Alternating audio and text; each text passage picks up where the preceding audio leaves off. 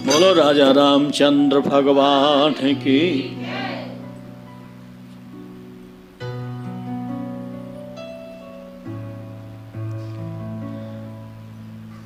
कितनी बड़ी कृपा प्रभु ने की है। यहां कहा जाए कि संतों ने ये कृपा जगत के ऊपर की है, जिन्होंने प्रसन्न करके अनंत कोटि ब्रह्मांड के अधिनायक को जमीन पर उतार लिया। धन्य उनके माता पिता, जिन्होंने इतनी अद्भुत शक्ति को पृथ्वी पर उतार दिया, जिसके सहारे से जन समाज अपना कल्याण कर रहा है। कितना सरल नाम है सीताराम, सीताराम, राधे श्याम। लोग समझ नहीं पाते हैं, पता नहीं क्यों होता है, क्यों गाते हैं, क्या चल रहा है, लेकिन गहराई से जब इसको कोई जीव लेता है वही भक्त बन जाता है। जगत में अगर परमात्मा नहीं होते, भगवान नहीं होते, तो हम जैसे लोगों का क्या होता। जगत की कहानी तो सब लोग जानते हैं कैसा है। दो भाई हो और एक भाई गरीब हो तो अमीर भाई को शर्म आती है उसको भाई कहने में। परिवार का को हो और गरीब हो तो उसको परिवार वाले परिचय नहीं देते कि हमारे कुल का है, कह देते हैं कि हाँ गांव का है, जानते हैं हम उसे। ठीक नहीं है। फिर ऐसे दीनहीनों को कौन शरणागति देता, कौन उनको लाड़ प्यार देता है? कोई ऐसा जगत में कि जो गरीब को, दीन को, हीन को अपनाए, अपने गले से लगाए? कोई नहीं। राजा भी किसी से प्रेम करते हैं, बात करते हैं तो वो सामंतों से करते हैं। जो धनवान हैं वही लोग उनके दरबार में हाजिर होते हैं। दीनहीन का, गरीब का तो कहीं कोई सहारा नहीं है। अगर भगवान नहीं होते तो कौन सुनता इनकी। पापियों का भी कोई सहारा नहीं होता अगर भगवान नहीं होते तो। कितने कितने बड़े पापी भगवान की शरण में जाते हैं, भगवान उनको अनायास ही पाप से मुक्त कर देते हैं। पत्नी भी अपने पति को मुक्त नहीं कर पा सकती। अगर पति मंद बुद्धि है, पत्नी बुद्धिमान है, तो वो भी उसको कुछ समझ नहीं पाती। या पति कोई बुद्धिमान है और पत्नी उसकी मंद बुद्धि है, कम बुद्धि है, तो उसको भी महत्व नहीं मिलता। क्यों? कि संसार में सब लोग स्वार्थी है, परमार्थी कोई नहीं। कितनी विचित्र लीला है इस जगत की कि सब स्वार्थ में डूबे हुए हैं। सब अपने बड़ाई चाहते हैं, सब अपना नाम चाहते हैं। अगर बेटा भी है और वो कुछ गलत कर बैठा तो पिता कह देता है कि मेरा बेटा नहीं है। अखबार में निकाल देगा कि मेरा इससे कोई संबंध नहीं। तो बताओ फिर ऐसे व्यक्ति कहां जाते अगर भगवान नहीं होते तो? भगवान सही माने में कोई माने तो दीनहीन का ही है, गरीब का है, बेबस का है, धनवानों का नहीं है। अगर धनवानों का भगवान होता तो धनवान अपनी तिजोरी में भगवान को बंद कर देते। ऐसे ऐसे भगवान के भक्त भी ऐसे ही होते हैं। जो वास्तव में भक्त होते हैं वो भी भगवान में और भक्त में अंतर नहीं होता। मैं एक सुंदर कथा आपको कहने जा रहा हूं। एक 12 मुखी थी। 12 मुखी को समझते हैं, उसको वैश्या कहते हैं, नगर बधू। दक्षिण भारत में रहती थी, रंगनाथ जी के मंदिर से कुछ थोड़ी दूरी पर थी। बहुत पैसा था उसके पास, बहुत सुंदर मकान बना हुआ था, महल बना हुआ था, पुष्प वाटिका आगे लगी थी, बड़ी रमणीय जगह थी, पानी का भी सुहूटा था, सुंदर शीतल छाया थी। लेकिन कर्म उसके यह वैश्यावृत्ति का होता था। धन की कोई कमी नहीं थी, अपार धन था। एक दिन भगवान के लाडले संत टोली की 7-8-10 संत वहां के निकल के जा रहे थे। देखा कि पुष्प वाटिका बड़ी सुंदर है, रमणीय है, पानी का सुविधा है, यहाँ बैठ करके हम भगवान को भजन कर लें, भगवान को मना लें, भगवान की आरती पूजा कर लें। इस उद्देश्य से वो आश्रम देखकर वहां रुक गए और अपना भगवान को निकाल करके सिंहासन लगाकर विराजमान कर उनकी सेवा पूजा करने लगे। इतने में ही वो वैश्या को किसी ने कहा कि तुम्हारे यहां बड़े बड़े दिव्य संत रुके हुए हैं तुम्हारी वाटिका में। बड़ी प्रसन्न हुई, फूली नहीं समाई मन में कि हे प्रभु, क्या आज तूने मेरे भाग्य को खोल दिया है। आज तक तो मेरा भाग्य फूटा हुआ था कि मैं कुकर्म में रत थी, पर लगता है कि आज तेने मेरे ऊपर कृपा की है, मेरा भाग्य खोल दिया है, मेरे दर पर संत भेज दिए हैं। बड़ा सुंदर श्रृंगार तो उसका था ही था, युवा थी और सुंदर सज धज करके, और थाली में स्वर्ण मुद्राएं भरकर वो संतों के पास पहुंची और उनसे कहा कि महाराज, ये तृणमूल कुछ ले लीजिए और अपने भगवान को भोग प्रसाद लगाइए इनसे ला करके। संतों ने देखा, पूछा तू कौन है, तेरे माता पिता कौन है। अब बेचारी क्या कहे, उसे भीतर से भय लगा, कहीं मैं कह दूं कि मैं वैश्या हूं तो ये संत रुकेंगे नहीं, चले जाएंगे, और चले जाएंगे तो मेरा भाग्य कैसे खोलेगा। माता पिता के विषय में क्या कहे, कुछ कह नहीं सकती, चुप थी, मौन थी, सोच में डूब गई, क्या कहूं क्या करूं। संत उसका इंतजार करते हैं, पूछते हैं कि तू कौन है, तेरा माता पिता कौन है, तू कह तो सही, तब हम तेरी सेवा स्वीकार करेंगे। बड़ा सोच समझ करके उस वैश्या ने कहा कि प्रभु,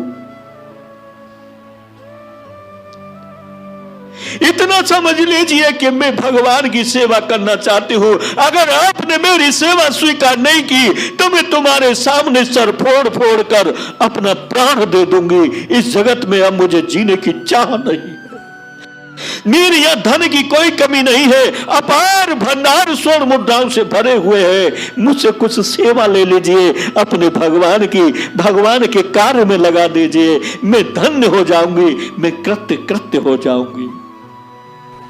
वो भी समय था, आज तो गुरुओं को संतों को लड़ना पड़ता है कि नहीं सेवा कर, संत सेवा नहीं लेते, संतों को आवश्यकता नहीं है,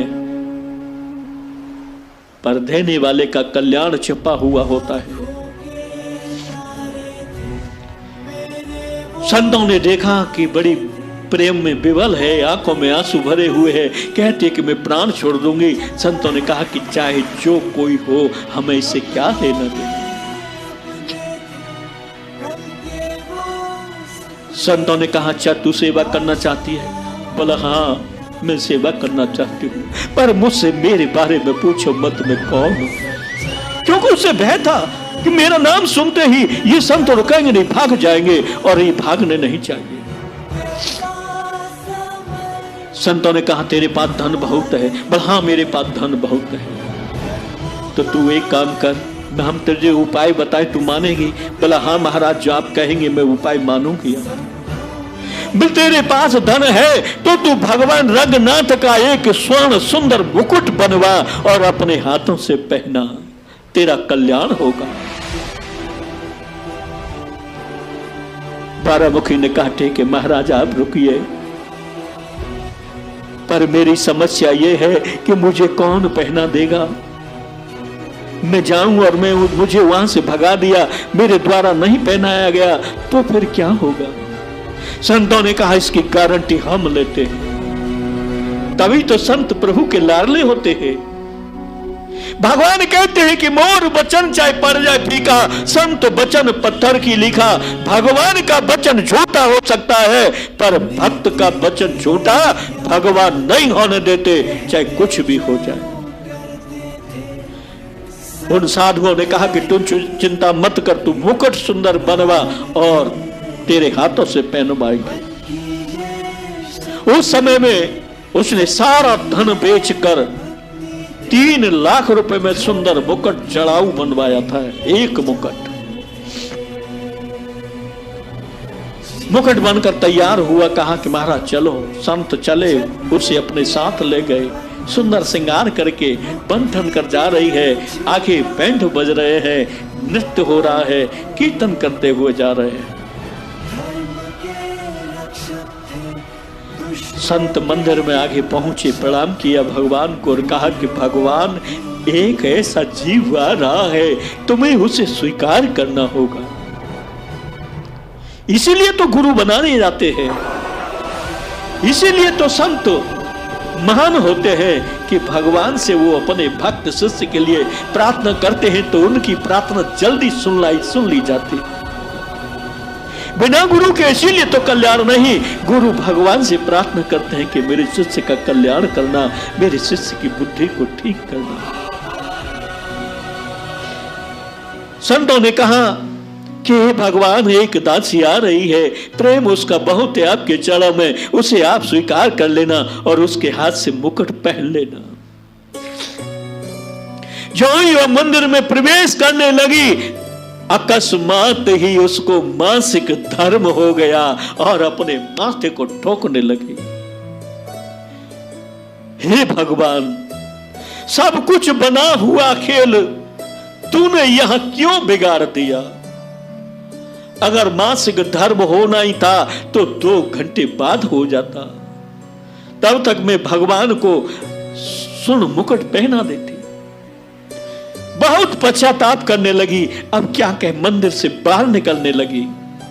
स्वयं दुख होता है कि हमें ऐसी स्थिति में भगवान के सम्मुख नहीं जाना है, लेकिन प्रेम बहुत था उसके हृदय में। भगवान तो प्रेम देखते हैं। राम ही केवल प्रेम प्यारा, जान ले सो जान निहारा। कोई भी जान लो कि भगवान को प्रेम ही पसंद है, बाकी कुछ नहीं। भगवान उसके प्रेम के वशीभूत हुए और उसके जन्मांतरों के पापों को नष्ट कर दिया और उसे स्वीकार कर लिया। अपने पंडाओं से कहा, जाओ, एक देवी मुकुट लेकर जा रही है, उससे कहो कि मंदिर में आकर के मुझे मुकुट पहनाए। पंडा दौड़े दौड़े गए, उस 12 मुखी से कहा कि देवी, तुम्हें भगवान बुला रहे हैं, उनको मुकुट अपने हाथों से पहना दो।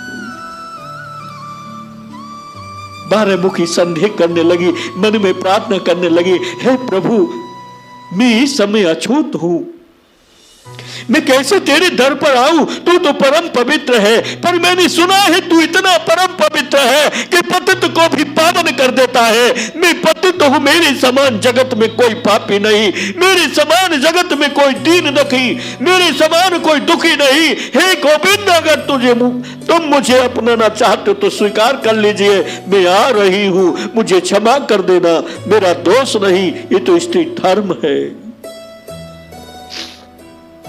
आगे बढ़े।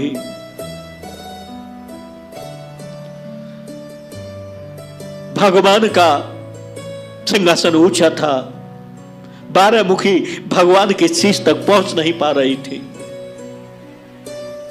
हृदय में विचार करने लगी कि मैं कैसे पहनाऊं, आप तो बहुत ऊंचे हो। जो गोविंद, जो राम सीता के सामने नहीं झुके, वो उन्होंने अपना सिर नीचे कर दिया और कहा कि देवी पहनाओ मुझे। 12 मुखी ने अपने हाथों से भगवान के सिर पर मुकुट सजा दिया। जो अनंत कोटि ब्रह्मांड के अधिनायक जानकी के आगे नहीं झुके, वो एक भक्त के आगे झुक गए। तो जगत में भगवान नहीं होते तो पापियों को कौन स्वीकार करता?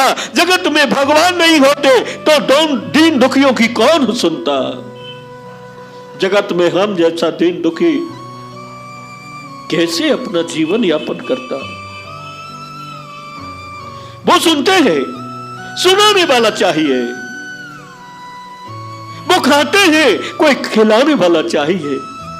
वो नाचते हैं, कोई नचाने वाला चाहिए। वो रोते हैं, कोई रुलाने वाला चाहिए। भगवान की वार्ता सुनकर, भगवान के चरित्र सुनकर, भक्तों के चरित्र सुनकर जिनका हृदय पवित्र तो नहीं हो, वो लोग कितने मंद बुद्धि कहे जा सकते हैं कि जिनमें भगवान के प्रति परिवर्तन नहीं हो, कटुता नहीं जाए, सरलता आनी चाहिए, सबके प्रति प्रेम आना चाहिए, सबके प्रति भाव आना चाहिए। जब सबके प्रति प्रेम भाव आएगा तो भगवान स्वयं प्रसन्न हो जाएंगे और उसे अपने गले से लगा लेंगे। बोलो सच्चिदानंद भगवान की सीताराम सीताराम सीताराम, जय सीताराम।